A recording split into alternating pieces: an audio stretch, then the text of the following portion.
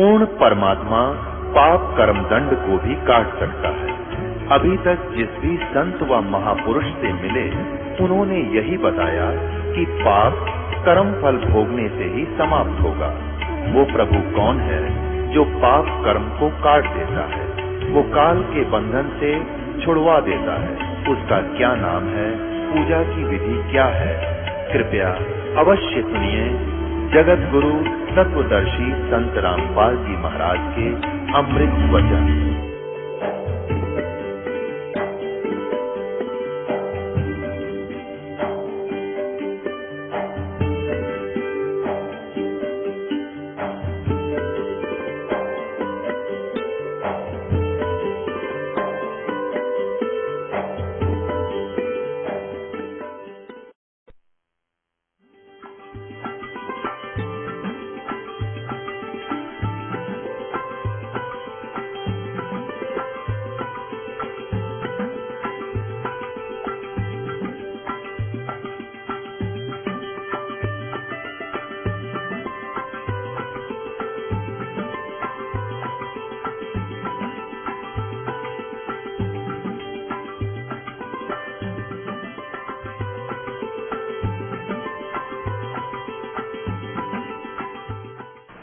जिसने परम ब्रह्म को जान लिया उसने जितना भी संसार का सुख है वह सब प्राप्त कर लिया, शेष कुछ नहीं है। ऐसी स्थिति उसकी हो जाती है।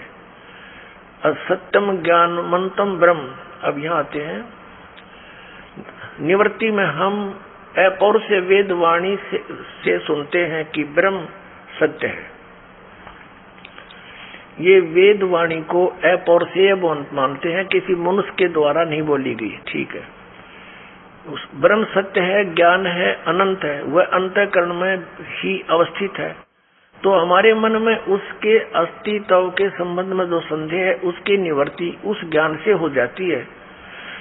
4 महावाक्य हमारे वेदों में बतलाए गए, ये वेदों के नहीं, इन्होंने बल्कि उपनिषदों से ले रखे हैं।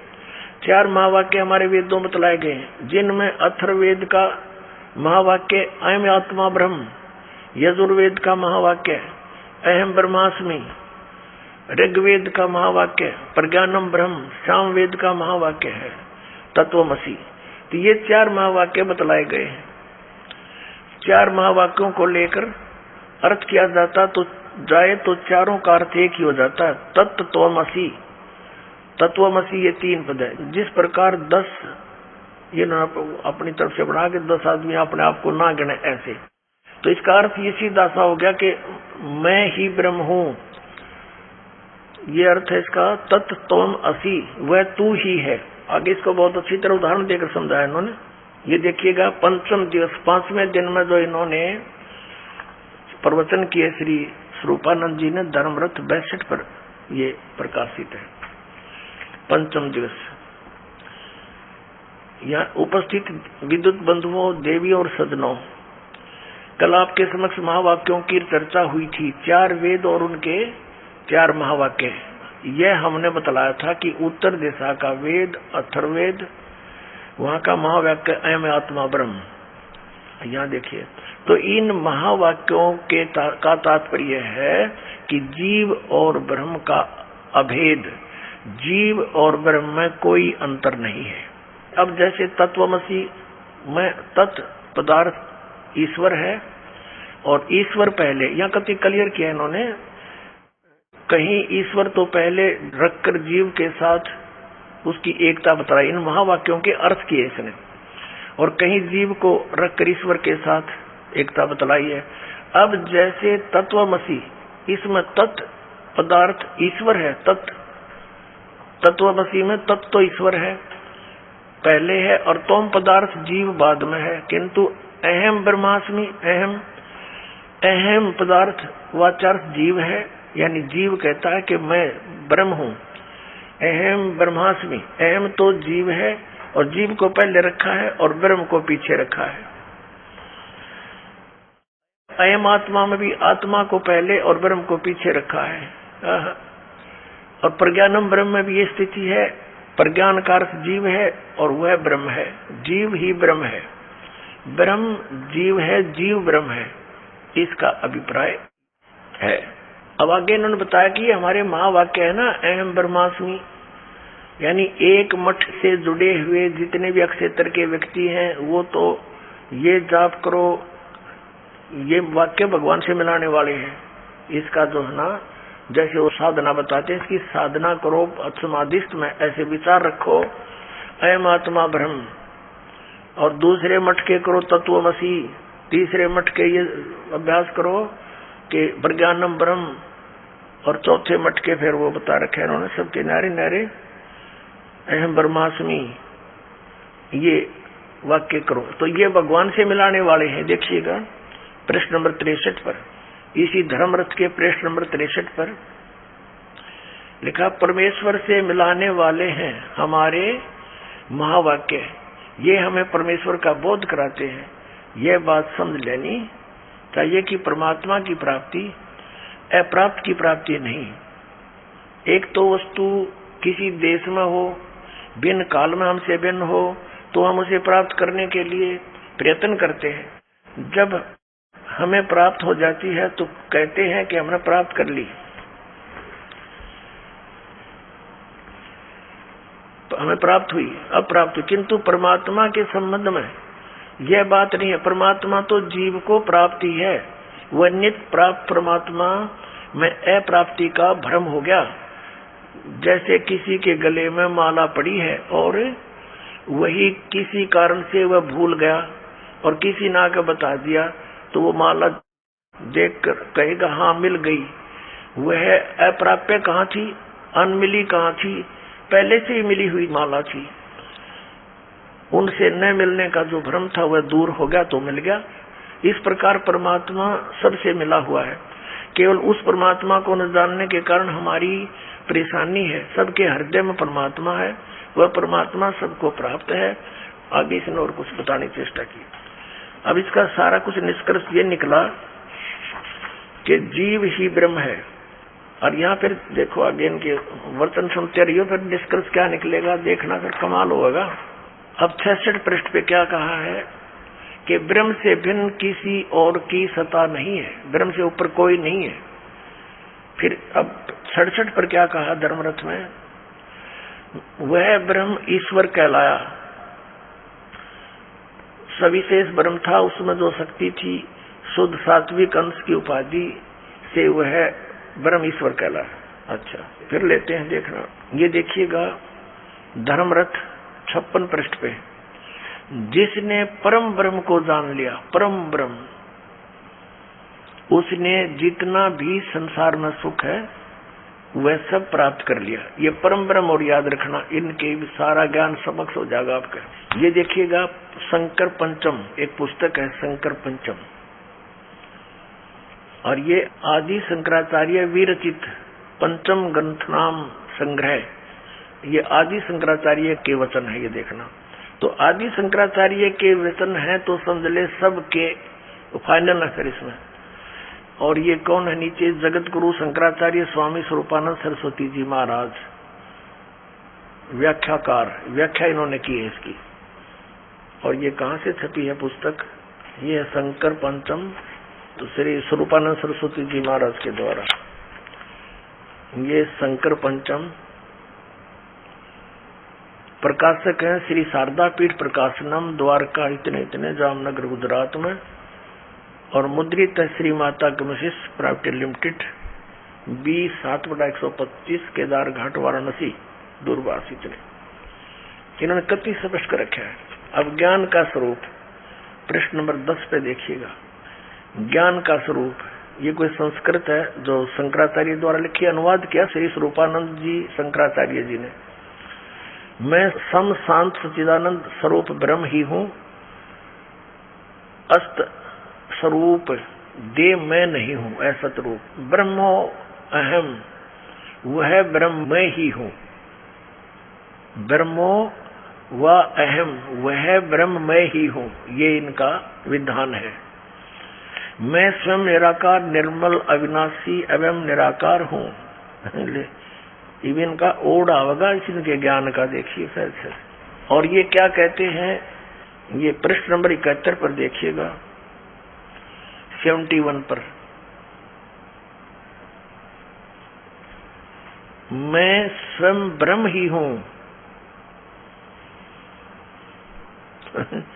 और वही सच्चा जीवन मुक्त हूं, जीवन मुक्त जो इस तरह मान ले, मैं स्वयं ब्रह्म ही हूं, ऐसा अपरोक्ष ज्ञान द्वारा संपूर्ण कर्म बंधनों से वह ज्ञानी सर्वथा मुक्त हो जाता है। अब कर्म कितने प्रकार के, हम यह पूछेंगे, समझेंगे कि प्रश्न है कि प्रारब्ध कर्म क्या है। इसने डिफाइन किया, परिभाषित किया कि इस शरीर को उत्पन्न कर इस लोक में इस प्रकार सुख दुख आदि भोग को देने वाले जो कर्म है, सुख और दुख को भोग देने वाले कर्म है, वे प्रारब्ध कर्म माने जाते हैं। जब ये शरीर तैयार किया गया उस समय इसके साथ जोड़ दिए जाते हैं, जो भोग से ही नष्ट होते हैं, ये तो भोगने ही पड़ेंगे जब वह खत्म होंगे। प्रारब्ध कर्मों का नाश भोग से ही होता है, ऐसा शास्त्रीय वचन है। चाहे वे कर्म धर्म में हो या अधर्म में, उनका फल भोगना पड़ेगा ही। फिर क्या बताया है इसी के नीचे, ये पृष्ठ 71 पर पढ़ रहे हम, पृष्ठ 71 पर कि ये है प्रारब्ध कर्मों का फल तब भोगना ही पड़ेगा। मैं ब्रह्म ही हूं, ऐसा निश्चयात्मक ज्ञान द्वारा संचित कर्म नष्ट हो जाते हैं। अच्छा, आदरणीय शंकराचार्यों का जो मत है, एक तरफ तो ये कहते हैं कि जीव ही ब्रह्म है, इसकी कोई और सत्ता नहीं है और कोई नहीं है, ये जीव ही सृष्टि रचने वाला, यही सबका मालिक, ये स्वयं ही परमात्मा है। इनका एक तरफ तो ये आपने निश्चय कर लिया। अब ये कथा क्या सुनाते हैं, और ये पुजारी किसके हैं? श्री विष्णु जी के, नारायण जिसे कहते हैं, श्री वराह जी के, जो विष्णु जी ने वराह रूप धारण किया था, और इन श्री शंकर भगवान के। ये भगवान की तरह के, जब तुम आपका भगवान हो, जीव ही ब्रह्म है, तो फिर इनकी पूजा किस लिए? इसको कहते हैं उवाबाई का ज्ञान, जिसका कोई सिर पैर नहीं हो। अब देखना, प्रवचन प्रसून एक पुस्तक है, ये है आदरणीय श्री स्वरूपानंद शंकराचार्य जी, देखिएगा। अनंत श्री विभूषित ज्योतिषमठ पीठाधीश्वर, द्वारका शारदा पीठाधीश्वर, यानी 2 पीठों के मालिक हैं जगत गुरु शंकराचार्य स्वामी श्री स्वरूपानंद सरस्वती जी महाराज।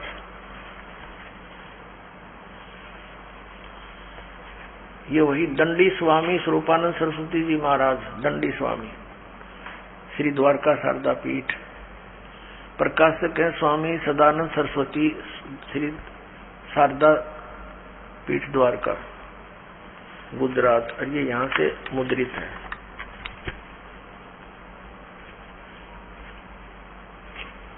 ये यहाँ से मुद्रित है। अंबिका आपसेट, मीठापुर, जामनगर, गुजरात से। ये 2 शब्द इस ग्रंथ में पूज्यपाद अनंत श्री विभूषित योगीराज स्वामी स्वरूपानंद सरस्वती जी महाराज के द्वारा 1967 में नवरात्रि के पावन अवसर पर चाईबासा झारखंड में दिए गए प्रवचनों का संकलन है। ठीक, अब आ जाओ, इनके वचन देखिए। ये 7वां वचन इनका, सप्तम प्रसून, 7वां सत्संग, 7वां दिन तो सत्संग रहा। भगवान अत्यंत सुशीलवान है, उनके हृदय में करुणा अरुणालय उमड़ता है। वही कृपा घन बनकर समय समय पर भक्तों तथा अभक्तों सब पर बरस जाया करते हैं। उनकी उदारता का, सुशीलता का अति उत्कृष्ट निर्देशन है कि वह अपने तथाकथित शत्रुओं पर भी, खलों और महादुष्टों पर भी दया की दृष्टि रखते हैं और अपने हाथों से मारकर उन्हें परम गति देते हैं। प्रभु खलोद्धार का कार्य स्वयं करते हैं, यद्यपि उनकी कृपा से उनके सेवक भी उस कार्य को करने में समर्थ रहते हैं। रावण का वध सभी विशेषकर हनुमान और अंगद कर सकते थे, किंतु उनकी कृपा तो देखिए, स्वयं को उसको स्वयं सदगति देते हैं। रावण को भगवान ने अपने हाथों मारा तो उसकी सदगति होगी, ठीक है। भक्तों के कल्याण हेतु भी वह स्वयं आते हैं। द्रौपदी की लाज स्वयं द्वारका से दौड़कर बचाई थी। और देखिए, गज के रुदन पर नगन पद नंगे पैरों दौड़े थे। अब फिर क्या बताया है, अब आगे उन्होंने क्या किया, भक्तों के कल्याणार्थ भगवान का स्वयं आना अर्थात अवतार लेना केवल हिंदुओं के सनातन धर्म में है। ईसा प्रभु के पुत्र थे, प्रभु नहीं। मोहम्मद साहब पैगंबर थे, दूत थे, साक्षात प्रभु नहीं। किंतु हमारे अवतार ये स्वयं ही हैं, उनमें वे स्वयं ही अवतरित होते हैं। कृष्ण तो साक्षात पूर्णांश भगवान है, पूर्णांश भगवान ही थे। कहा गया कि कृष्ण अस्तु भगवान स्वयं। यही बात भगवान राम के संबंध में भी है, राम अस्तु भगवान स्वयं। फिर वह जीव बाढ़ में गया, जीव को बताओ थे जीव ही ब्रह्म है। वो जीव कहाँ गया जब भगवान श्री कृष्ण भगवान है, ब्रह्म है, तो जीव कहाँ रहा? फिर आत्मा की क्या स्थिति थी? अब इसको कहते हैं, ऐसी कथा सुनाते हैं ये शंकराचार्य जी कि श्री कृष्ण भगवान है स्वयं। श्री कृष्ण इज विष्णु और विष्णु इज सतगुण विष्णु। इनकी तो ऐसी कथा है जैसे आज आपको दिन में भी बताई थी कि बुढ़िया शाम के समय बच्चों के सुलाने की ड्यूटी लगी एक दादी की, और बच्चे सोए नहीं, शरारत करें। वो कहने लगी बच्चों सो जाओ। एक मकान पर एक भूतनी बैठी थी, बड़ी बड़े दांत थे, मोटी मोटी आंख थी और पैर मुड़े हुए मंडेर पर बैठी थी। पैर उसके मुड़े होते हैं। और जो बच्चे सारी रात को देर तक जागते हैं उनको दौड़ के उठाकर भाग जाती है, दौड़ जाती है। अब उन बच्चों ने पूछा दादी माँ, जिसके पैर नहीं वो दौड़ेगी कैसे? कहने लगी सो जा हाउ आ जाएगा। तो बच्चों ने पूछा दादी माँ हाउ कैसा होता है? कि तुम्हारे ही जैसा है, बस कोई भिन्नता नहीं है। इनका वो ज्ञान है इन शंकराचार्यों का। कहते हैं आत्मा क्या है? आत्मा तो स्वयं ही परमात्मा है। और दिखाते हैं आपको, देखिए इनका उदाहरण। ये देखिएगा, एक पुस्तक है धर्मरथ, ये आपको पहले भी दिखाई थी, और ये इन शंकराचार्यों के विचार हैं ये इसके अंदर। प्रकाशक स्वामी सदानंद सरस्वती, शारदा पीठ प्रकाशनम, द्वारका, जामनगर, गुजरात। इतना इसकी प्रस्तावना से स्पष्ट है। ये मुद्रक है अंबिका ऑफसेट, मीठापुर, शारदा पीठ प्रकाशनम। इसमें स्पष्ट लिखा प्रस्तावना में कि इस धर्म रथ नामक प्रकृत ग्रंथ पीठाधीश्वर अनंत श्री विभूषित श्री मदद गुरु शंकराचार्य स्वामी श्री स्वरूपानंद सरस्वती जी महाराज के मुखारविंद से निश्रित वाक सुधा का सार संग्रह है। अब देखना, इसके 58 पृष्ठ में दिखाते हैं आपको। इनके उदाहरण देखा हंसी आवे। ये देखिएगा, ये पृष्ठ नंबर 59 59 पर ये क्या उदाहरण देता है। श्री स्वरूपानंद जी शंकराचार्य, 2 पीठों का मालिक, एक शिष्य गुरु के पास गया। जाकर गुरु से पूछा, महाराज यह बतलाइए कि वह देव कौन है जिसके ज्ञान से समस्त पासों से मोक्ष हो जाता है? देवता को जानने पर समस्त पासों से प्राणों का छुटकारा हो जाता। पास माने बंधनों से। गुरु बोले कि साक्षी देवता कौन है? जो मन को जानने वाला है। तो उसने विचार करके कहा, मन का साक्षी तो मैं ही हूँ। शिष्य ने कहा, क्योंकि मेरे ही द्वारा मन जाना जाता। तो गुरुजी बोले, तू ही देव है, क्योंकि देव अनेक तो है नहीं। श्रुति में कहता है एक ही देव है, इसलिए तू ही देव है। अब ठीक हो गया।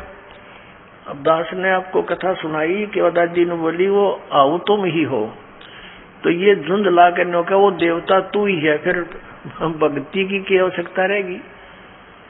अब देखो एक तरफ तो ये क्या ज्ञान सुनाते हैं और फिर भगवान की महिमा गाते हैं कि जब इसके हरे राम हरे कृष्ण कृष्ण कृष्ण हरे हरे। पुण्यात्मा दास ने आज के सत्संग के प्रारंभ में एक शब्द बोला था कि 21 ब्रह्मांड में इस दास के अतिरिक्त वर्तमान में किसी के पास भी सत्संग नहीं है, यथार्थ ज्ञान नहीं है।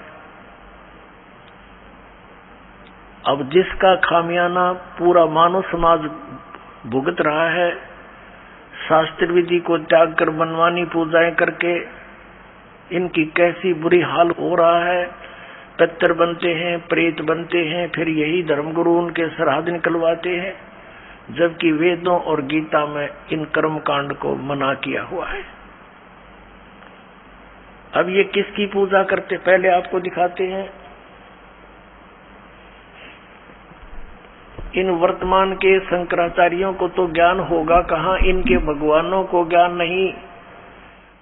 श्री विष्णु जी, श्री ब्रह्मा जी, श्री व्यास जी जो इनके धर्म गुरु कहलाते हैं, उनको ज्ञान नहीं तो इनको ज्ञान कहाँ से होगा। इनके पास सत्संग कहाँ से होगा। पूरा अज्ञान शास्त्र विरुद्ध ज्ञान सुना रहे हैं। देखिएगा श्रीमद देवी भागवत सचित्र मोटा टाइप, गीता प्रेस गोरखपुर से प्रकाशित है। संपादक हनुमान प्रसाद पोदार चिमन लाल गोस्वामी, प्रकाशक एवं मुद्रक हैं गीता प्रेस गोरखपुर, गोविंद भवन कार्यालय कोलकाता का संस्थान। इसके देखिएगा 28 पृष्ठ पे।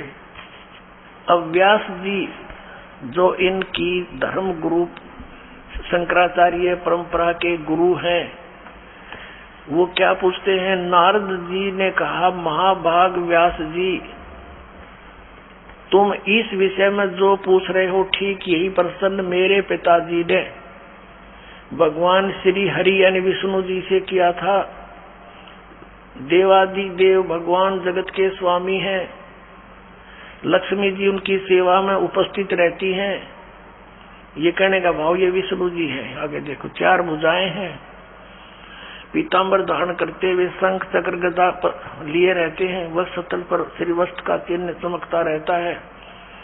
वे चराचर जगत के आश्रय दाता है, जगत गुरु एवं देवताओं के भी देवता हैं। ऐसे जगत प्रभु भगवान श्री हरि महान तप कर रहे थे। विष्णु जी तपस्या कर रहा था, उनकी समाधि लगी थी। यह देखकर मेरे पिता ब्रह्मा जी को बड़ा आश्चर्य हुआ। अतः उन्होंने उनसे जानने की इच्छा प्रकट की। ब्रह्मा जी ने पूछा, प्रभु आप देवताओं के अध्यक्ष, जगत के स्वामी और भूत भविष्य एवं वर्तमान सभी जीवों के एकमात्र शासक हैं, भगवान फिर आप क्यों तपस्या कर रहे हैं। ब्रह्मा जी कह रहे हैं, तुम तो सब कुछ तू ही आप ही हो, और किस देवता की आराधना में ध्यान मगन है, आप क्यों तपस्या कर रहे हो और किस भगवान की पूजा करते हो। मुझे असीम आश्चर्य तो ये हो रहा कि आप देवेश्वर एवं सारे संसार के शासक होते हुए भी समाधि लगाए बैठे हैं। अपने आत्माओं, ब्रह्मा जी के ये विदित वचन सुनकर भगवान श्री हरि श्री विष्णु जी फिर नो बोले। क्या बोले। श्री हरि उनसे कहने लगे, ब्रह्मन सावधान होकर सुनो, मैं अपने मन का विचार व्यक्त करता हूँ। देवता दानव मानव सब यही जानते हैं कि तुम सृष्टि करते हो, मैं पालन करता हूँ और संकर संहार किया करते हैं, किंतु फिर भी वेद के पारगामी पुरुष अपनी युक्ति से यह सिद्ध करते हैं कि रचने पालने और संहार करने की यह योग्यता जो हमें मिली है, इसकी अधिष्ठात्री देवी शक्ति देवी है। वे कहते हैं कि संसार की सृष्टि करने के लिए तुम में राजसी शक्ति का संचार हुआ है और मुझे सात्विक शक्ति मिली है, और उधर में तामसी शक्ति का आविर्भाव हुआ है। उस शक्ति के अभाव से तुम इस संसार की सृष्टि नहीं कर सकते और मैं पालन करने में सफल नहीं हो सकता, और उधर से संहार कार्य होना भी संभव नहीं। ब्रह्मा जी हम सभी उस शक्ति के सहारे ही अपने कार्य में सदा सफल होते आए हैं। सुवर्त प्रत्यक्ष और प्रोक्ष दोनों उदाहरण मैं तुम्हारे सामने रखता हूँ, सुनो। यह निश्चित बात है कि उस शक्ति के अधीन होकर ही मैं इस शेषनाग की सैया पर सोता और सृष्टि करने का अवसर आते ही जाग जाता हूँ। मैं सदा तप करने में लगा रहता हूँ, सदा तप करने में लगा रहता हूँ। उस शक्ति के शासन से कभी मुक्त नहीं रह सकता। कभी अवसर मिला तो लक्ष्मी के साथ सुखपूर्वक समय बिताने का सौभाग्य प्राप्त होता है। मैं कभी तो दानों के साथ युद्ध करता हूँ। आखिर जगत को भय पहुंचाने वाले दैत्यों के विकराल शरीरों को शांत करना मेरा परम कर्तव्य हो जाता है। और यहाँ कमाल कर दिया, मुझे सब प्रकार से शक्ति के अधीन होकर रहना पड़ता है। उन्हीं भगवती शक्ति का मैं निरंतर ध्यान किया करता हूँ, यानी दुर्गा की ध्यान करता हूँ, उसकी पूजा करता हूँ। ब्रह्मा जी मेरी जानकारी में इस भगवती शक्ति से बढ़कर दूसरे कोई देवता नहीं। अब ये है सत्संग श्री विष्णु जी का स्पिरिचुअल नॉलेज कि मैं दुर्गा से ऊपर किसी भगवान को नहीं जानता, यही मेरा अंतिम देवता है, इससे बड़ा कोई भगवान नहीं। इन शंकराचार्यों को ज्ञान कहाँ से होगा, इनको भगवान को ज्ञान नहीं, इन्हों के दुर्गा से ऊपर कोई नहीं। अब दुर्गा क्या कहती है, श्री शक्ति देवी क्या कहती है, देखिएगा इसी के 562 पृष्ठ पर आपको ले चलते हैं।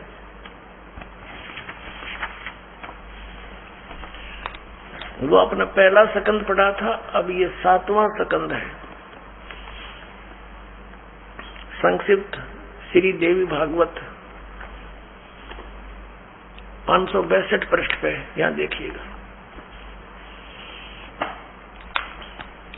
अब देवी के द्वारा हिमालय को ज्ञानोपदेश, ब्रह्म स्वरूप का वर्णन।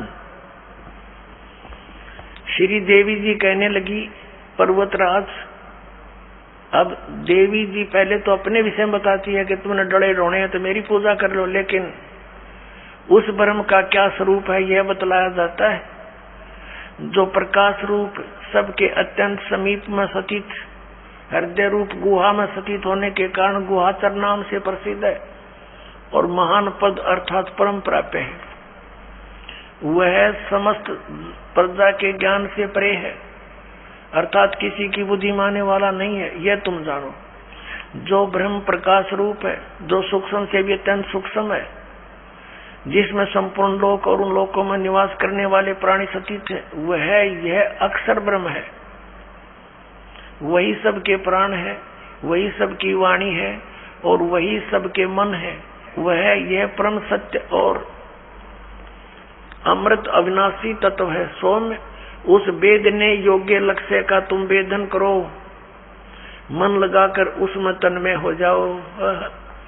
सौम्य उपनिषद में कथित महान अस्त्र रूप धनुष लेकर उस पर उपासना द्वारा तीक्ष्ण किया हुआ बाण संधान करो। भावानुगत चित्त के द्वारा उस बाण को खींचकर उस अक्षर रूप ब्रह्म को ही लक्ष्य बनाकर वेदन करो। अब क्या बताया कि प्रणव यानी ओम तो धनुष है, जीवात्मा बाण है और ब्रह्म उसका लक्ष्य कहा जाता है। अब क्या कहती है दुर्गा देवी, क्या कहती है कि एकमात्र परमात्मा को ही जाने, दूसरी सब बातें छोड़ दे। हर विष्णु जी ने कहे है, विष्णु जी कह रहे हैं कि मैं दुर्गा से ऊपर किसी को नहीं जानता। अब यहाँ देवी जी कह रही है, श्री दुर्गा जी कह रही है कि एकमात्र ब्रह्म को जानो और सब बातों को छोड़ दो। अपनी पूजा को भी कहती है कि नहीं, ये भी मत करो, केवल एक उस ब्रह्म की पूजा करो। देखना, उस एकमात्र परमात्मा को ही जाने, दूसरी सब बातों को छोड़ दे। यही अमृत रूप परमात्मा के पास पहुंचाने वाला पुल है। संसार समुद्र से पार होकर अमृत स्वरूप परमात्मा को प्राप्त कराने का ये सुलभ साधन है। देखो, इस आत्मा का ओम के जप के साथ ध्यान करो। ये कहाँ गए वो अहम ब्रह्मास्मि तत्वमसि। अब क्या कह रहे हैं हमारे साथ सदग्रंथ और देवी क्या बता रही है? इस आत्मा का ओम के जप के साथ ध्यान करो, यानी कोई अन्य आत्मा परमात्मा है, वो अन्य सबसे अलग है। ध्यान करो, इससे अज्ञान में अंधकार से सर्वथा परे और संसार समुद्र से उस पार जो ब्रह्म है उसको पा जाओगे, तुम्हारा कल्याण हो। और वो कहाँ रहता है? वह है यह सबका आत्मा, यानी सबका मालिक ब्रह्म, ब्रह्म लोक रूप दिव्य आकाश में स्थित है। अपने आत्माओं इन शंकराचार्यों का ज्ञान कहाँ गया? वो ये कहते हैं ये जीव ही ब्रह्म है। और देवी कहती है कि सब पूजाएं छोड़ दो। विष्णु को तो समझा रही है, हरियाचार्य शंकराचार्य पूजा विष्णु जी नारायण को। विष्णु जी कहता मैं दुर्गा से ऊपर जानता नहीं। हिमालय को ज्ञान दे रही है। श्री दुर्गा जी बता रही है कि केवल एकमात्र उस ब्रह्म को पूजो, उसका ओम नाम है, नथिंग एल्स। और वो कहाँ रहता है? ब्रह्मलोक में। तो वहां चले जाओगे, उसके पास पहुंच जाओगे, तुम्हारा कल्याण हो। वो कहती है ब्रह्म की पूजा करो। अब ब्रह्म क्या कहता है श्रीमद् भगवत गीता में? श्रीमद् भगवत गीता अध्याय नंबर 8 के देखिएगा। श्रीमद् भगवत गीता जयदयाल गोविंद का इसके अनुवादक है। अध्याय नंबर 8 के श्लोक नंबर 13 हम आपको दिखाते हैं। ये क्या बताता है 13वें श्लोक में? ओम इति एकाक्षरम ब्रह्म व्यवहारन माम अनुसमरण ये प्रयाति तदंदेहम स याति परमाम गतिम। माम ब्रह्म, मुझ ब्रह्म का केवल ओम यह एक अक्षर है जो उच्चारण करके सिमरण करता हुआ, यह प्रयाति तदंदेहम जो शरीर छोड़कर जाता है, ये सिमरण करता हुआ, स याति परमाम गतिम जो ओम से मिलने वाली, इन शुरू किया ओम ओम, यह इनका अनुवाद है। यह एक अक्षर रूप ब्रह्म को उच्चारण करता हुआ, अक्षर रूप ब्रह्म को नहीं। ये वो कहता माम ब्रह्म, मुझ ब्रह्म का केवल एक ओम अक्षर है, नथिंग एल्स। चिंतन करता हुआ शरीर त्याग कर जाता हुआ पुरुष परम गति को प्राप्त होता है। यानी ओम से होने वाली जो परम गति है, ये ओम। और इन्होंने इस ओम को ऐसे लिखा अनुवाद में, ओम ओम। ये समझो तो ये समझो। अब ये तो है, कहता है मेरी साधना करनी है मुझ ब्रह्म की, तो मेरा एक ओम मंत्र है। फिर इसने 70वें अध्याय के 23वें श्लोक में कहा कि सच्चिदानंद घन ब्रह्म, उस सच्चिदानंद घन ब्रह्म की साधना करने से तेरा पूर्ण मोक्ष होगा। फिर वहां पहुंच जाएगा जहां जाने के बाद लौटकर साधक फिर कभी संसार में नहीं आते। अपनी स्थिति को गीता ज्ञानदाता कहता है मेरी स्थिति तो नाशवान है, मैं भी जन्म मृत्यु के अंदर हूँ और तू भी अर्जुन। देखिएगा अध्याय नंबर 2 का, अब श्लोक नंबर 12 देखो। अध्याय नंबर 2 और श्लोक नंबर 12। न तो ऐसा ही है कि मैं किसी काल में नहीं था, अथवा तू नहीं था, अथवा ये राजा लोग नहीं थे, और न ऐसा ही है कि इससे आगे हम सब नहीं रहेंगे। हो गया स्पष्ट के गीता ज्ञान दाता कह रहा है कि मैं भी जन्म मृत्यु होती है, पहले भी थे तू और मैं, आगे भी होंगे। और ये ना सोच के हम वर्तमान में ही, आगे देखना चौथे जाएंगे अध्याय नंबर 4 और श्लोक नंबर ये 5 है। यहाँ इसकी संस्कृत है, यहाँ इसका अनुवाद है। ये परंतम अर्जुन, मेरे और तेरे बहुत से जन्म हो चुके हैं, उन सबको तू नहीं जानता, मैं जानता हूँ, मैं जानता हूँ। और फिर 9 में क्या कहा है? अध्याय नंबर 4 का श्लोक नंबर 9 में,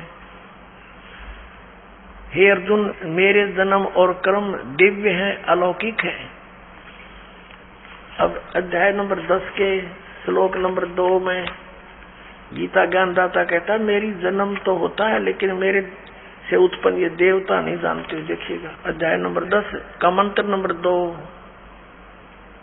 मेरी उत्पत्ति को, गीता ज्ञानदाता कहता मेरी उत्पत्ति को, लीला से प्रकट होने को न देवता लोग जानते हैं न महर्षि ही जानते हैं, क्योंकि मैं सब प्रकार से देवताओं का और महर्षियों का आदि कारण हूँ।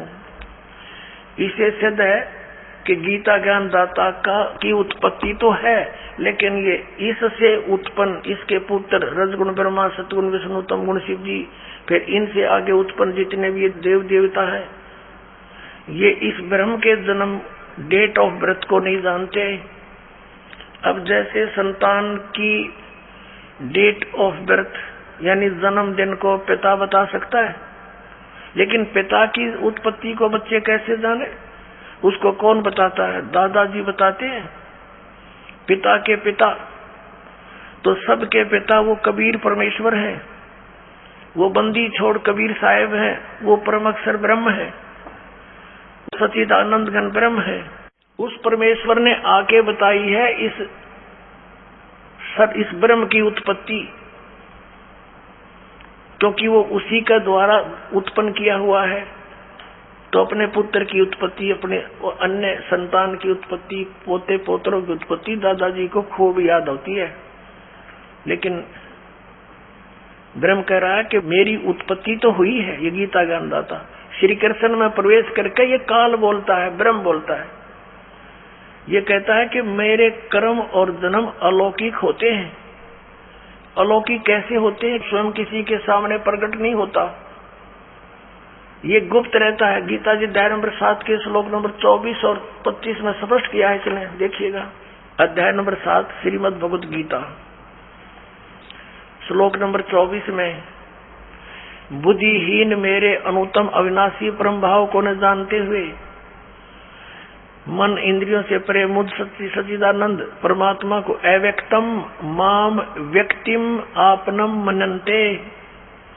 इसका अर्थ हम ऐसे भी पढ़ेंगे। इन तड़ंगा करने की चेष्टा की है, क्योंकि जहां इनकी समझ में नहीं आया इन्होंने गलती कर डाली। देखना, व्यक्तिम अव्यक्तम माम व्यक्तिम आपनम मनन्ते।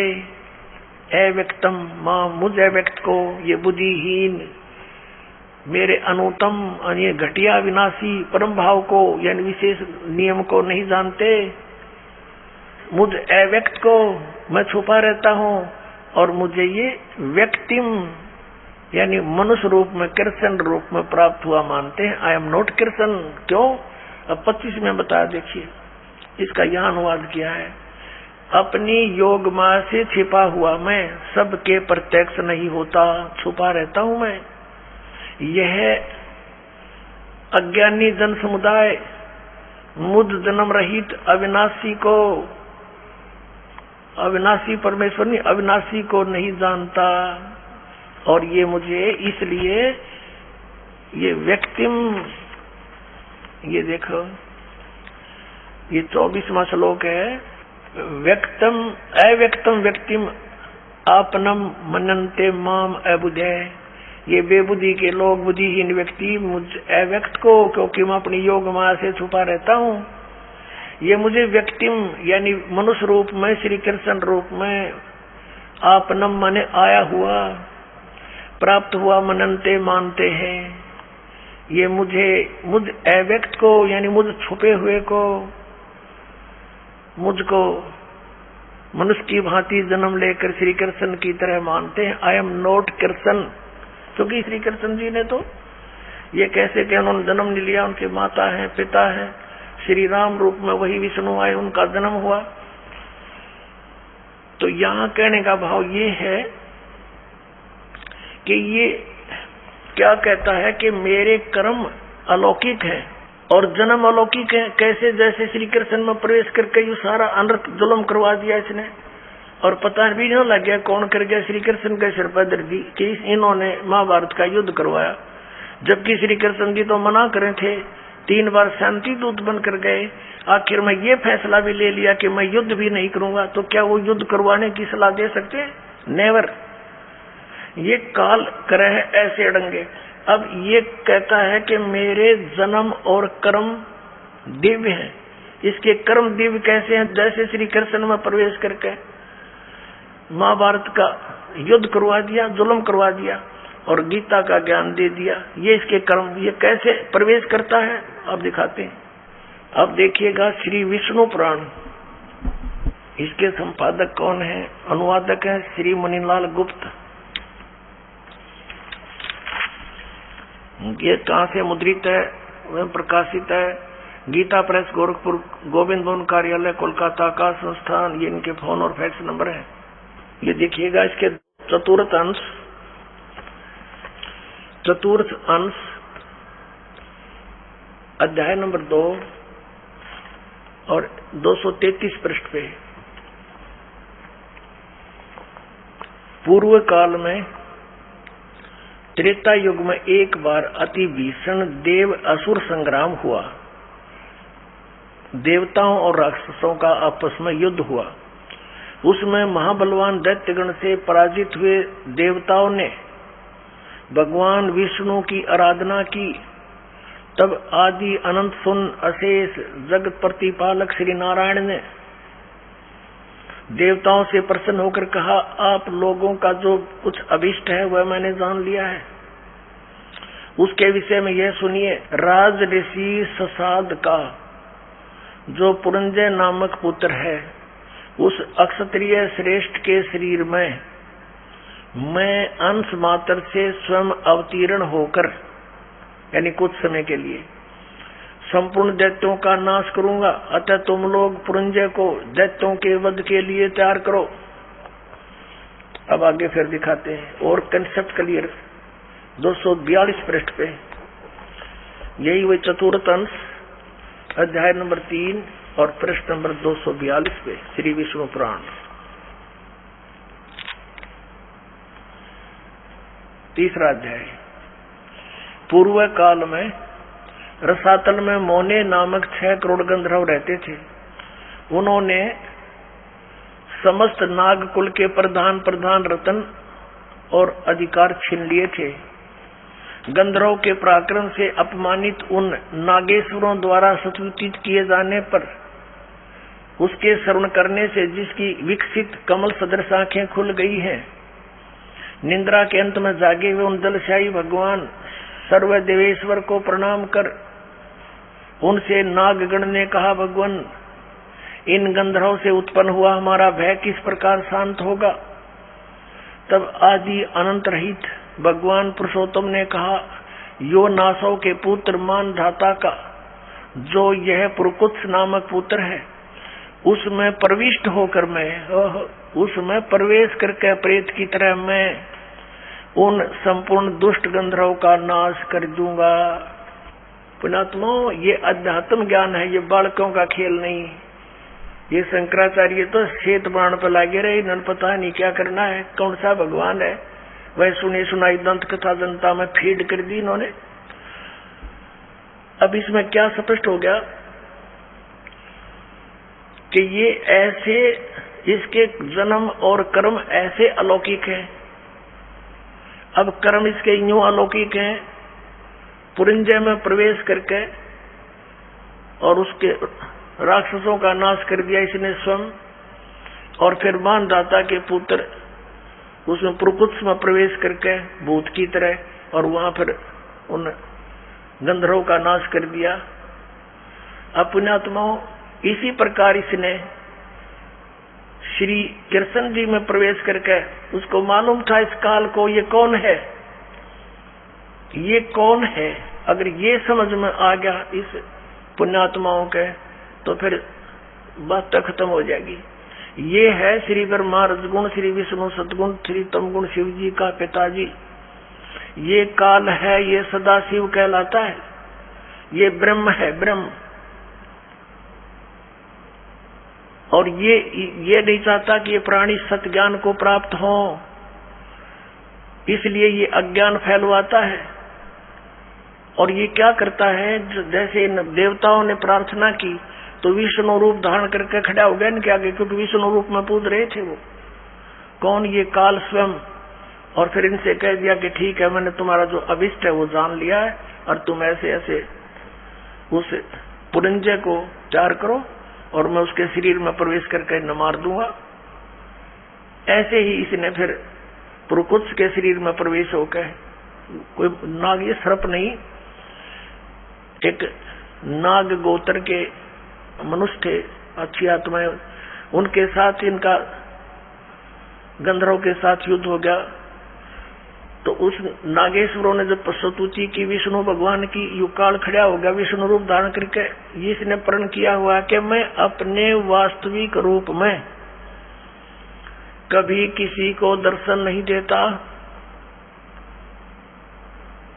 तो ऐसे उसने आकर के फिर उन्हें प्रार्थना की, तो उसने कहा ठीक है चलो मैं आता हूं और तुम पुरुकुत्स को तैयार करो, मानदाता के पुत्र को।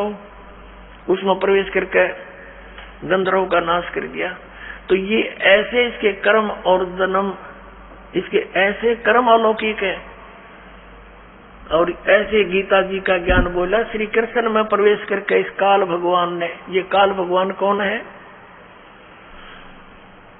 जैसे कि शिव पुराण में आपको दिखाया था, विद्वेश्वर संहिता के अंदर कि ब्रह्मा, एक समय ब्रह्मा और विष्णु जी का आपस में युद्ध हो गया इस बात पे। ब्रह्मा जी कहते मैं भगवान, मैं तेरा बाप, विष्णु जी कहते मैं तेरा बाप। इन दोनों का युद्ध हो गया इससे बात पे, क्योंकि इन सबको भ्रम हो जाता है कि मैं भगवान हूँ, मैं भगवान हूँ। अब ये भी कैसे बात बिगड़ती है, जैसे ऋषि लोग साधना करते हैं, समाधिस्थ होते हैं, काफी वर्षों तक बैठे रहते हैं, किसी को तो ये विष्णु जी के रूप में दर्शन दे देता है, तो वो साधक उठ जाता है और जाके श्री विष्णु जी जो सर्वगुण देवता उनके सामने रहते हैं, उनके विषय में कहता है कि ये भगवान है स्वयं विष्णु जी, और यही सारी सृष्टि के कर्ता, यही तीनों रूप बना कर ऐसे ऐसे करते हैं, संहार स्थिति और उत्पत्ति यही खुद करते हैं। मैंने समाधि दशा में देख लिया, यही भगवान है, मैंने मुझे दर्शन दिया इन्होंने, और दर्शन दे गया वो ब्रह्म काल। तो विष्णु जी को भ्रम हो गया कि आई एम गॉड। इसी प्रकार किसी को इसने ब्रह्मा जी के रूप में दर्शन दे दिए, उसने ब्रह्मा जी की महिमा गा जी कि ये पूर्ण परमात्मा, ये छुपाए हुए अपने आप को। तो ये भ्रम हजारों ने, सैकड़ों की संख्या में ऐसे उनके समर्थक हो गए, ऐसे विष्णु जी के हो गए। इन दोनों को भ्रम हो गया, ब्रह्मा जी को भ्रम हो गया कि मैं उत्पत्ति करता हूँ, सब कुछ मैंने ही उत्पन्न किया है। इसी भ्रमणा से, इसी भ्रम में इन्होंने आपस में युद्ध कर लिया।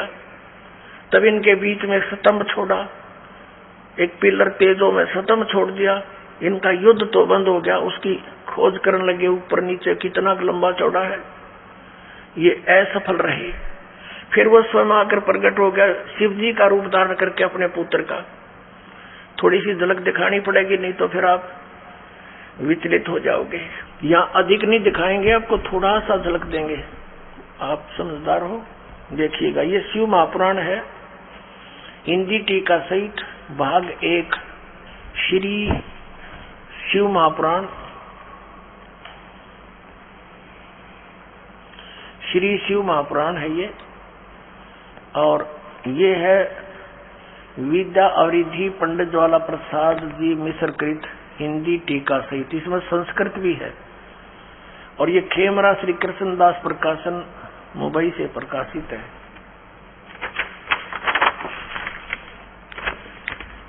मुद्रक में प्रकाशक है खेमरा श्री कृष्णदास, अध्यक्ष श्री वेंकटेश्वर प्रेस, खेमरा श्री कृष्णदास स्मारक मुंबई।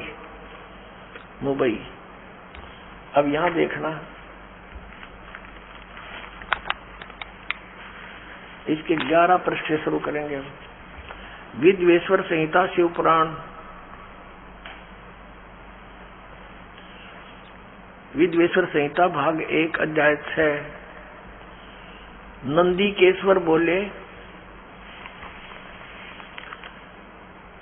हे योगिंद्र, आगे एक समय विष्णु भगवान शेष शैया पर अपने गरुड़ादि पार्षदों के संयुक्त लक्ष्मी सहित शयन करते थे।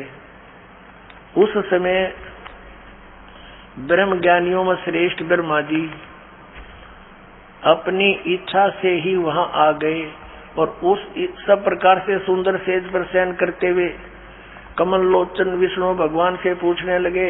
ब्रह्म ज्ञानी क्या का ब्रह्म ज्ञानी, देखो इसे ब्रह्म ज्ञानी है ये। और विष्णु तो पूछा तुम कौन हो जो मुझे देखकर अभिमानी पुरुष के समान सहन करते हो? हे वत्स, उठो, देखो मैं तुम्हारा स्वामी आया हूँ।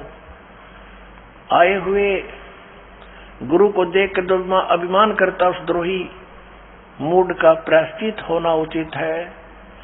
यह सुनकर विष्णु जी के अंतर में तो क्रोध हुआ, परंतु बाहर से शांत रहे और बोले, हे वत्स, हे बेटा। विष्णु जी बोले ब्रह्मा जी को, हे बेटा तुम्हारा मंगल हो, बैठो इस आसन पर विराजो। इस समय तुम्हारा नेत्र कुटिल और मुख वक्र कैसे हो गया? क्रोध में बांगा मुंह क्यों कर रहा है तू? ब्रह्मा जी बोले, वत्स विष्णु, बेटा विष्णु, तुमको समय के प्रभाव से अभिमान है। हे पुत्र, हे बेटा। विष्णु जी को ब्रह्मा जी संबोधित कर रहे हैं, हे पुत्र, मैं तुम्हारा रक्षक और जगत का पिता मैं हूँ। विष्णु जी बोले, यह तो सब जगत मुझ में सतीत है, तुम चोर के समान किस प्रकार अपना कहते हो? तुम मेरी नाभि कमल से उत्पन्न हुए हो, इससे मेरे पुत्र हो, मुझे पुत्र कहना व्यर्थ है। नंदीकेश्वर बोले, इस प्रकार ब्रह्मा विष्णु दोनों ही रजोगुण से मुक्त होकर विवाद करने लगे। तब संपूर्ण देवता विमान में बैठ गए उस महाअद्भुत युद्ध को देखने आए और आकाश में उनके ऊपर फूल बरसाने लगे। वाह रे देवता हो, ये हमारे देवता, देवता माने अच्छी आत्माएं। अब दो व्यक्ति लड़ रहे हों तो क्या फर्ज बनता है एक जेंटलमैन का? उनको समझावे बुझावे, अलग अलग करे, कहीं इनको हानि ना हो जाए। हर हमारे देवता उन भगवाना को ऊपर तो फूल बरसावा, कहाँ कर दो काम, शाबाश, बहुत अच्छा काम कर रहे हो तुम। वह लड़का मरने को तैयार है, देवता फूल बरसावे। ये है हमारे इतिहास जिनको हम पढ़ पढ़ कर बहरे हो लिए, सुन सुन के। अब ये तो ऐसे भगवान हैं जैसे इतनी बुद्धि रखते हैं ये भगवान, जिनको ये शंकराचार्य हमें पूजने के लिए कहते हैं और स्वयं भी पूजते हैं। ये तो एक चौथी पांचवी कक्षा के बच्चे लड़ते हैं ना, फिर अध्यापक पूछता है भी क्यों लड़ रहे हो? उसने उसका गला पकड़ रखा और उसने उसका, एक कहता है ये कहता है मैं तेरा बाप, वो कहता नहीं जी इसने पहले कहा था मैं तेरा बाप है, और गुट्टम गुट्टा। ये हमारे भगवानों के चरित्र आपके समक्ष इनके इतिहास में है। अब जब ये दो लड़ रहे थे, बीच में सतम खड़ा कर दिया इस काल में, अकेले लड़के मर जाएंगे भी, तेरा काम अधूरा रह जाएगा। फिर इसने इनको ज्ञान देना शुरू किया। शंकर अपने पुत्र शिव का रूप बना कहा गया, कहीं ये विष्णु रूप धारण कर लेता है। देखना इसका प्रमाण आपको दिखाते हैं। हम पढ़ रहे हैं विद्वेश्वर संहिता, इसके 17 पृष्ठ में संक्षिप्त सा देखेंगे। ये देखिएगा, अब 17 पृष्ठ पर आ गए हम, ज्यादा ना पढ़ेंगे, ज्यादा चेता पढ़ सकते हो अपने लेकर मोल इसको। विद्वेश्वर संहिता भाग 1 अध्याय 9 में अब नंदीकेश्वर बोले, इस प्रकार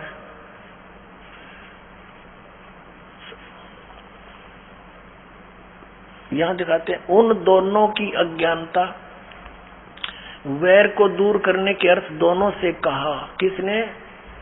वो भगवान। ये क्या बताते हैं कि नंदीकेश्वर बोले कि इस प्रकार भगवान ने उन नम्र हुए ब्रह्मा और विष्णु पर अनुग्रह करके उनसे फिर क्या कहा कि उन दोनों के ज्ञानता और वैर को दूर करने के अर्थ उन दोनों से कहा। अब यहाँ ज्यादा ना पढ़ेंगे अपने मतलब का। अब ये शंकर रूप धारण करके आ गया कि मेरे सकल और निष्कल भेद से दो रूप हैं, परंतु और ईश्वर नहीं है। ईश्वर ने इस कारण से उनके दो रूप नहीं हो सकते। पहला सतम रूप यानी वो पिलर खड़ा कर दिया और पीछे मूर्तिमान रूप फिर स्वयं आ गया, प्रकट हो गया, धारण किया। इसमें ब्रह्म रूप निष्कल है, वो पिलर खड़ा कर दिया, वो तो कहते हैं निष्कल निराकार है, वो ब्रह्म है। और इस रूप सगुण है, वो फिर शंकर रूप धारण करके आ गया। मेरे दोनों रूप सिद्ध हैं, दूसरे किसी के नहीं हो सकते। इस कारण तुम दोनों ने, ब्रह्मा और विष्णु को कह रहा है वो काल भगवान, इस प्रकार तुम दोनों को अथवा दूसरों को ईश्वरताओं की प्राप्ति नहीं हो सकती। तुम दोनों ने अज्ञानता से अपने को ईश माना, भगवान मान लिया, विष्णु और ब्रह्मा को। कह रहे हैं कि तुमने अपने आप को ईश मान लिया, यू आर नॉट गॉड। तुम अपने को ईश माना, ये बड़ा ही अद्भुत हुआ। उसके दूर करने को ही मैं रण स्थान में आया। अब तुम अपना अभिमान त्याग कर मोदीश्वर में अपनी बुद्धि लगाओ। मेरे ही प्रसाद से लोक में सब अर्थ प्रकाश करते हैं। अब ज्यादा नहीं, हम यही पढ़ते हैं, जगत का वर्धक होने से मैं ब्रह्म हूँ, ब्रह्म केशव। अब यहाँ आते हैं, मैं सबका ईश्वर हूँ, यह सब मेरा है, मेरे सिवा दूसरे का नहीं है। अब यहाँ देखो, अब हम 18 पृष्ठ पर पढ़ेंगे। 18 पर विद्वेश्वर संहिता भाग 1 अध्याय 10, ये 9वां अध्याय यहाँ समाप्त हो गया। इति श्री शिव महापुराणे विद्वेश्वर संहिता भाषा टीकायाम 9वां अध्याय, ये इति हो गया, समाप्त हो गया। और यहाँ ये दूसरा प्रारंभ हो गया। अब यहाँ देखिएगा नीचे क्या कहता है, हे पुत्रों, यह कृत आपने तप से प्राप्त किया है। कौन सा कृत? ब्रह्मा और विष्णु को कहता है, हे पुत्रों, यह कृत आपने तप से प्राप्त किया है, जो कि सृष्टि की उत्पत्ति और पालन कहता है। सो मैंने प्रसन्न होकर तुम्हें दिया है। इसी प्रकार दूसरे 2 कृत रुद्र और महेश को प्रदान किए हैं। ये 4 हो गए, ब्रह्मा और विष्णु और रुद्र और महेश। और 5वां यू बोल रहा, यो कौन? ये काल रूपी ब्रह्म है। अब देखो, फिर ये कहता है मेरा एक ब्रह्म ओम नाम है। ये पृष्ठ नंबर 19 पर, वही विद्वेश्वर संहिता अध्याय 10। इस कारण उस अज्ञान की सिद्धि के निमित्त ओंकार नामक मंत्र जप करो। यह अभिमान का दूर करने वाला है। सोई निज मंत्र उपदेश करते हैं। यह ओंकार मेरे मुख से उत्पन्न होने से मेरे ही रूप का बोधक है और महामंगल करने वाला है। यह वाचक है, मैं वाच्य हूँ। यह मंत्र मेरा आत्मा है, उसके स्मरण से मेरा स्मरण होता है। उत्तर की ओर के मुख से अकार और पश्चिम के मुख से उकार, दक्षिण के मुख से मकार और पूर्व के मुख से बिंदु और मध्य के मुख से नाद उत्पन्न हुआ। इस प्रकार, ये बीच में संस्कृत है, इस प्रकार 5 प्रकार से ये निर्गत हुआ। वह सब एक होकर ओम ऐसा एकाक्षर हो जाता है। अब स्पष्ट हो गया कि ये ओम अक्षर इस सब अवयव से एक होकर ये ओम ऐसा एकाक्षर हो जाता है। अब ये आपको श्रीमद् भगवद गीता अध्याय नंबर 8 के श्लोक नंबर 13 में दिखाया था कि ओम इति एकाक्षरम ब्रह्म विवहारण माम अनुसमरण यह प्रयाति तदंति हम सयाति परमाम गतिम। मुझ ब्रह्म का ये गीता ज्ञान भी यही काल ऐसे प्रवेश करके श्री कृष्ण में प्रवेश करके बोल रहा है, जैसे मानधाता के पुत्र प्रकृष्ट में प्रवेश होकर उन गंधर्वों का नाश कर दिया और उधर से पुरुंजय के अंदर प्रवेश होकर असुरों का नाश कर दिया। ऐसे श्री कृष्ण में प्रवेश होकर के अर्जुन को युद्ध के लिए तैयार कर दिया और गीता का ज्ञान वेदों वाला और कुछ अपनी अटकल लड़ा के इसमें ज्ञान दे दिया।